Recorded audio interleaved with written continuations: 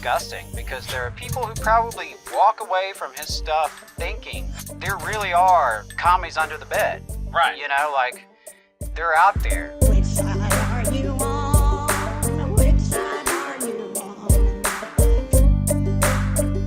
on? So, speaking of the Gilded Era and rail barons, you know, we talked last week to a rail worker about this train derailment in Ohio, and since that came out, there have been like a dozen or more derailments, like since that happened 15 days ago or something. Like, it's just every day there's like, oh, there's a new derailment. This one didn't have any toxic chemicals, but wow, that's weird that there's another derailment.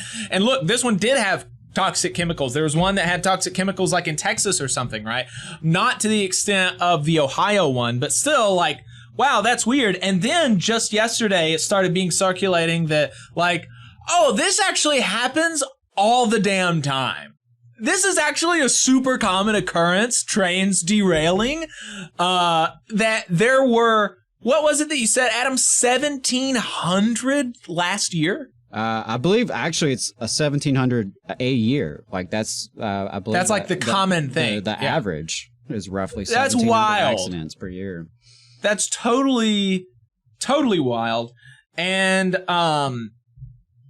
so of course, and you know, national media, totally silent on it, more or less. And conservative media was silent on it for about the first week and a half.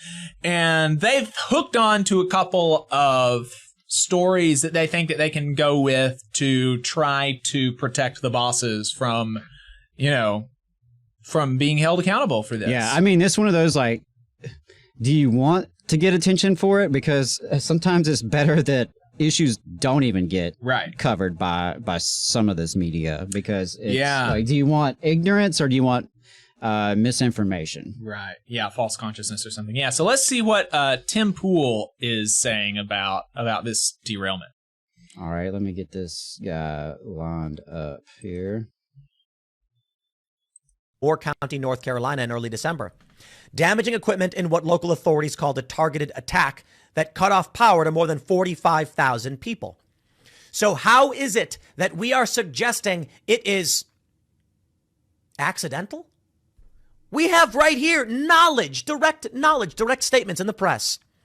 Extremist groups did attack our power grid. What about the train?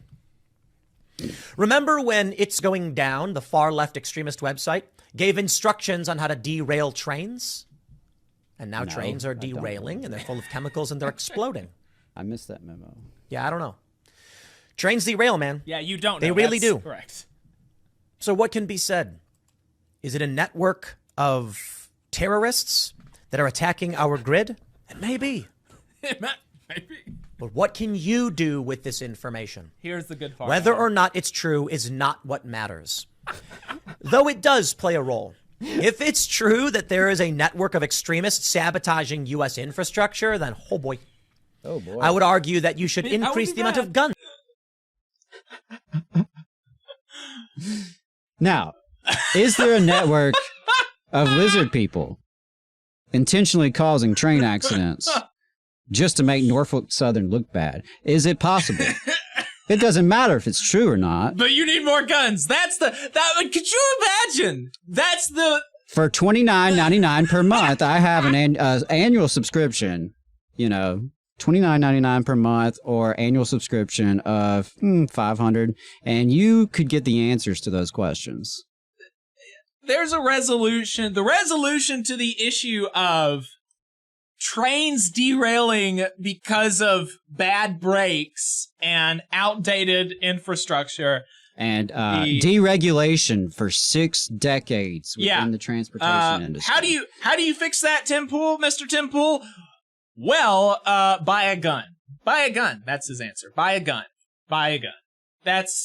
Which is, you know, like, I don't care. Buy a gun. Buy a gun. You know, I don't care. It doesn't matter to me, but that's, like, not the solution to this story. No, it's not. And this guy in particular, I really hate the way he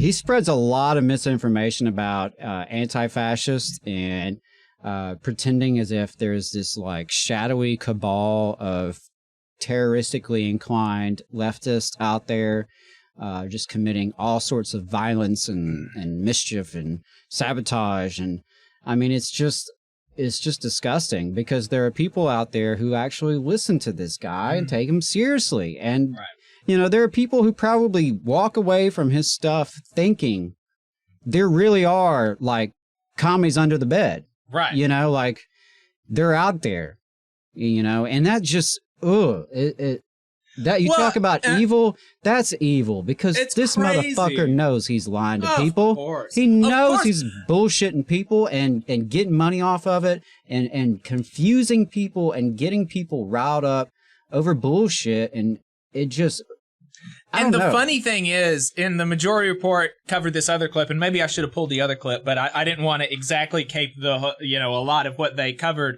But there was another clip where he it was literally the same day. He was wearing the same clothes, the same beanie, the same story, but his conclusion was, actually, there's like 1,700 trains that derail every year. Maybe people are just making too big of a fuss about this. People are losing their minds because of the media.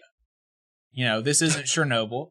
The same day. Oh my God! So, yeah, the media is making a big deal out of this. But oh, by the way, it could be it could also be a domestic terrorist network. In which case, you need to arm up immediately. No, not in which case you need to arm up. Whether or not it's true, you need to arm up. Right. Yeah. Oh my God. Infinite Content says yes. There's a network of extremists in the U.S. causing derailments. They're called corporate rail owners. Indeed. So that's how, those are kind of the dual tracks that Tim Pool was taking. Charlie Kirk is more following Tucker Carlson's example. I didn't pull a clip from Tucker Carlson, but he went basically with this shtick too. So let's take a look at what Charlie Kirk is saying about the train derailment. Oh God. Not a single member of the Biden regime would dare to go to this portion of Ohio and breathe in the air, because they know it's dangerous. They know that it is actively poisoning the citizens of Eastern Ohio. So why is it that they kind of shrug their shoulders? Yeah, let me see if I can pause it. And they say, okay, whatever. It's very simple. It's because the war on white people continues. Why would you care for the white working class voters? Well, I was going to stop and say, like, okay, look, see here, this is a real issue. Right, yeah. He opens up trying to, garner sympathy and portray himself as sympathetic to the people in this area who are legitimately being poisoned and dealing with inadequate government response. And then let's pull it back and pull it back a little bit. Sure. Like 15 seconds, and let's play that again. Portion of Ohio and breathe in the air, because they know it's dangerous. They know that it is actively poisoning the citizens of Eastern Ohio. So why is it that they kind of shrug their shoulders and they say, okay, whatever? It's very simple. It's because the war on white people continues. Why would you care for the white working class voters in Eastern Ohio? You haven't cared about them in other reasons or other portions, and I will prove it to you. If this train derailment happened in downtown Atlanta, in the densely populated black neighborhoods, this would be the #1 news story. It would be Flint water crisis 2.0. There would be clamoring and activism and talks for reparations. Okay, I'm going to stop there. Flint water crisis. It's still not fixed! Like, what the hell? I mean, does anyone think that, like, that was a benefit for Democrats? I mean, oof. It's crazy. And crazy Buttigieg, meanwhile, is out there saying, listen, while this derailment is happening, while the act of poisoning is happening, he's saying, look, the problem is that workers are too white. Play cut 42. We have heard way too many stories from generations past of infrastructure where you got a neighborhood, often a neighborhood of color, that finally sees the project come to them, but everyone in the hard hats on that project looking like, doing the good paying jobs, don't look like they came from anywhere near the neighborhood. Right.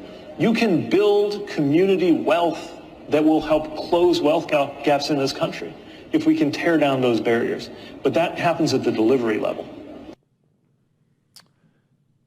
So Buttigieg is out talking about how workers are too white.